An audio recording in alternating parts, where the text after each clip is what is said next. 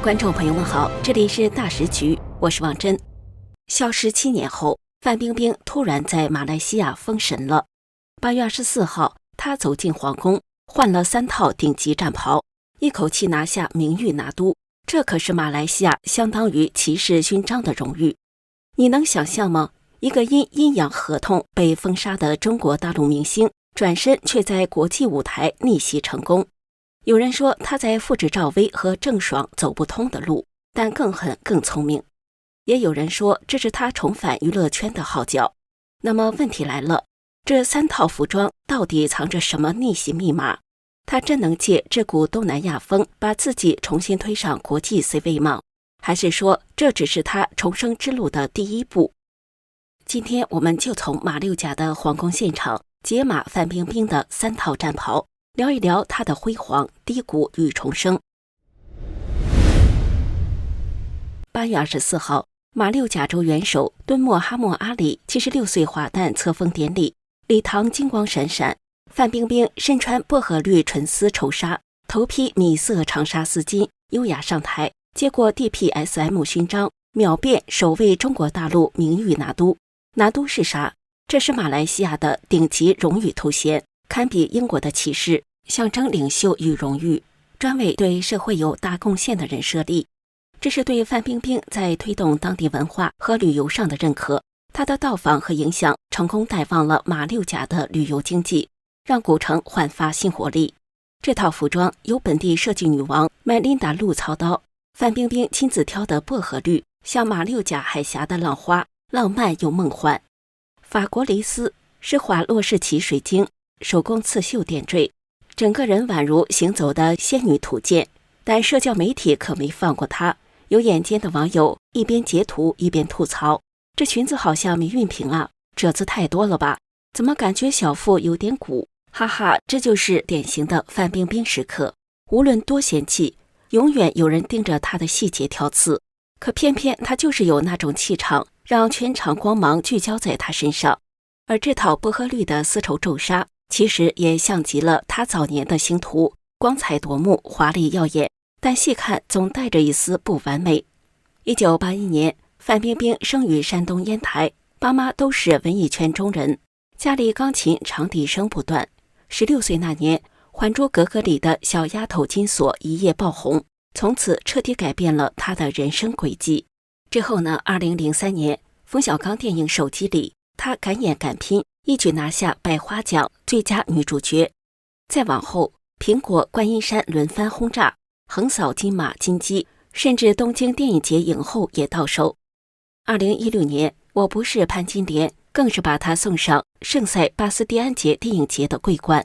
2017年，她登上《时代》杂志亚洲版封面，福布斯中国名人榜更是5连冠。那几年，范冰冰就是娱乐圈的天花板，代言多到数不清，红毯一出手就图版，网友们喊她一句范爷，妥妥的国际巨星范儿。可偏偏啊，就像这薄荷绿丝绸，哪怕耀眼，也总有些褶皱。那时的她可能没意识到，这场巨大的风暴正悄悄逼近。2018年，她的星途突然来了个急刹车。当时崔永元一记重磅爆料，甩出了那句现在大家耳熟能详的词“阴阳合同”。结果呢，范冰冰被指偷逃税，最后官方通报罚款8.83亿元。这一下，娱乐圈像被投下原子弹，炸翻了天。她主演的《八清传》直接胎死腹中，手里的代言全线掉光，大陆演艺圈几乎对她封杀。那段时间，社交媒体真是炒成了一锅粥。有人叹气，哎呀，饭也凉了；也有人冷嘲，活该，谁让他贪心。就像那套薄荷绿的丝绸皱纱，外表仙气飘飘，偏偏褶皱明显。他的人生看似风光，其实早埋下了隐患。说到这儿，咱得顺带提一提娱乐圈里那些同样高处跌落的前车之鉴，比如郑爽，曾经的小花旦，因为代孕弃养丑闻和偷税漏税，2021年被罚2.99亿元，作品被一夜下架，微博账号也没了。如今人在美国，时不时传出债务破产的新闻，复出几乎没戏。再比如赵薇，当年小燕子飞得多高，后来成了资本大佬，投资炒股一把好手，可偏偏因为涉嫌什么资本违规，2021年起作品被全网消失，连名字都像被人间蒸发一样，到现在几乎音讯全无。还有张哲瀚，凭《山河令》火到天际，却因为靖国神社风波，一夜之间作品全线下架，只能跑去泰国唱歌拍小网剧，但热度嘛还不如当年。听到这儿，咱是不是感觉，这些明星一旦翻车，几乎就没戏了？但偏偏范冰冰不一样，为什么呢？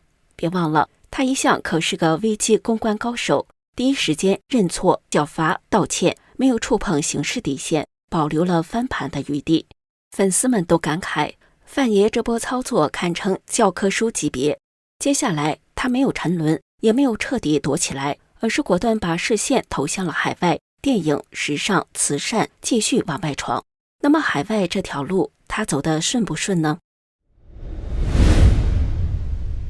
好，咱们把镜头拉回马来西亚。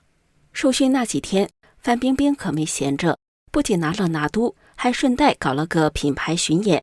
在当日的酒店活动上，她一登场又换了一身新战袍，本地设计师丹尼尔·莱斯莱旗下君蒂奥的马来风服饰，乍一看华丽，细一看绝了。这件衣服把马来古典刺绣和中式金绣拼在一起，就像两种文化在她身上开了一场交响乐，再配合现代的剪裁，把她整个人气质直接拉满。这套造型也特别像她的海外转型，不盲目摆脱传统，而是把根留住，再开出一朵新花。你看2024年他就担任了马六甲旅游年亲善大使，把中国游客数量从20多万硬生生拉到66万，增长224%。别小看这个数字，当地人都笑说范冰冰就是行走的流量密码。果然马六甲成范冰冰这个话题3天点击就破15亿。在影视方面他也没闲着，2022年跑去好莱坞参演了355。2023年绿叶里他增重20斤，演了个农妇，结果一口气闯进柏林、釜山、东京电影节，还抱回了新加坡的 Cinema Icon Award。2024年他带着十月围城回到大陆巡映，2025年呢直接坐上了柏林电影节评委席。网友都调侃范爷演技一开大 C 位出道。商业上他更拼，自己的护肤品牌 Fan Beauty 硬是杀进了东南亚市场。2023年在 Lazada、TikTok 上卖了2万件，交易总额冲到 16.7 亿印尼卢比，也就是总流水750万人民币，还顺带参演了一部马来西亚电影《蒂姆》，把品牌也一起打进了当地市场。你再看看对比，郑爽在美国隐身，赵薇彻底蒸发，张哲瀚只能在泰国小打小闹。相比之下，范冰冰的这波操作简直是碾压全场。她用一身金绣裙子把自己的事业硬生生地绣出了新花。观众朋友们，您说她这路子溜不溜？可别急，故事还没完，她还有第3套衣服要登场，那套造型可是藏着她未来方向的暗号。好，最后一幕，镜头切到当日晚宴，舞台中央，范冰冰换上第3套，也是压轴的一套礼服，马来设计师菲兹雾打造的灰紫色真丝缎面长裙，瞬间气场全开。这件礼服可不是随便缝的，采用了马来传统的苏南格拉汪刺绣，整整耗了100个小时才绣成这么一件会呼吸的艺术品。再配上全套翡翠首饰，现场灯光一打， X 平台网友都忍不住调侃，这礼服自带灯泡效果啊。说真的，这套造型特别像他如今在香港的生活，低调奢华，稳扎稳打。怎么个稳法呢？据媒体报道，他通过投资移民已成了新香港人，住在哪里？山顶白加道的豪宅，月租65万港币，推开窗子，整个维港夜景尽收眼底。而且他早就混进了香港名媛圈，和亿万富豪赵世增共舞，跟刘銮雄的太太甘比合影，朋友圈顶配。日常呢，他晒维港夜景，晒家里囤的乌龙茶，去亚利州 Outlet 买，一边接地气，一边又透着高雅。2024年除夕，他还和家人朋友在维港游艇上跨年，那场面幸福感拉满。他自己说过一句话：香港只是我不分时间的家，我还要继续闯世界。你看这套灰紫色礼服，就像他的新生活写照，华丽、自信，还带着一点点神秘。X 平台粉丝感慨，范爷的逆袭让我觉得人生也可以重新开始。当然也有人吐槽，他这套翡翠首饰太好了吧，是不是在炫富？争议始终和他如影随形。好了，观众朋友们，咱们这一趟聊下来，你是不是发现范冰冰就像一部未完结的大戏，每一幕都抓人心，辉煌、低谷、转型、重生，她还在路上，她的传奇压根就没画句号。未来她是要继续在海外舞台上大杀四方，还是会找机会重返大陆荧幕？2025年，这部 AI 影视元宇宙虚拟偶像正火，他会不会也搭上这班快车，开辟全新的赛道？